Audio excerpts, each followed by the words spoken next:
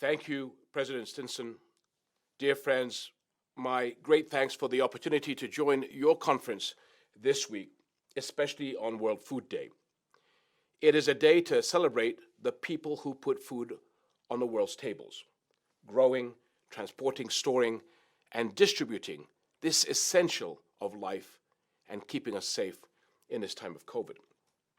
But today is also a day to remember the fact that for too many millions, this is not a day of food. It is another day of hunger. Let's ask ourselves, why in the 21st century are nearly 690 million people hungry? Why in this day and age do almost 9 million people die of malnutrition or related causes every year?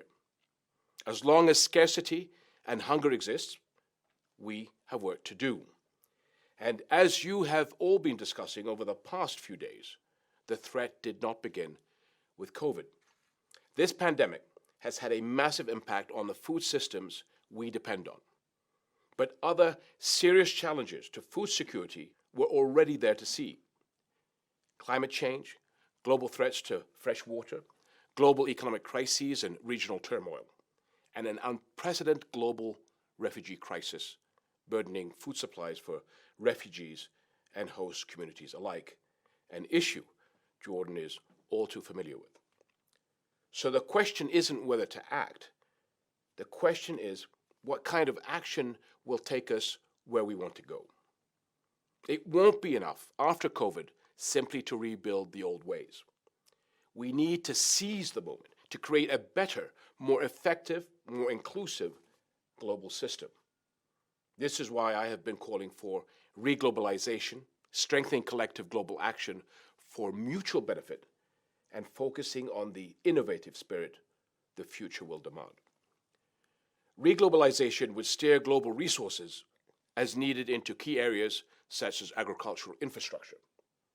And let's ensure adequate support for advanced ideas for production, supply, storage, knowledge sharing, and connectivity. At a time when so much resources are being invested into arms, let's prioritize the health of peoples. Support is especially important for farmers in developing countries who need better access to finance and training to serve their communities. Let's leverage new agri-tech solutions to diversify crops and create strong food security safety nets. Collaboration is key to regional as well as global action. Jordanians have long taken pride in being a source of support for our neighbors. Our strategic location at the crossroads of Africa, Asia, and Europe allows Jordan to serve as a facilitator of broad international action and as a regional food hub. This would also help speed up and strengthen the world's response to food crises and disasters, such as the tragic blast in Beirut last August, which destroyed food silos and vital port facilities. Responding to global threats means recalibrating our world and its systems. To build global food security and nutrition, there must be strong regulatory and policy frameworks, including fiscal investments and instruments, better global exchange of agri-tech know-how, and increased investment in scientific research. And we need to move forward now. Coordination is essential to prevent the global crisis of hunger and malnutrition that could occur if we aren't ready for new pandemics and crises in the days ahead. My friends, in the Middle East, we have a deep understanding of food security and the promised better life it can bring. Some 10,000 years ago, my region was home to the first agricultural revolution, when human beings first began to grow and trade crops. These ancient peoples of our lands and others looked beyond the old ways of doing things. And the innovations they made liberated early humankind to look to the future. Today we need to act no less and no less boldly and look to our own future with new eyes.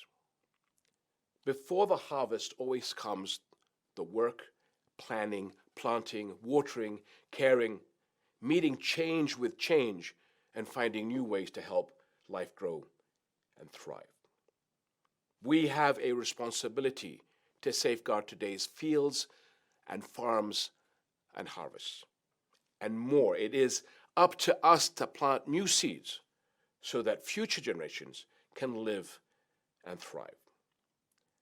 Planting seeds for the future is what you are doing in this dialogue and other efforts to achieve global food security.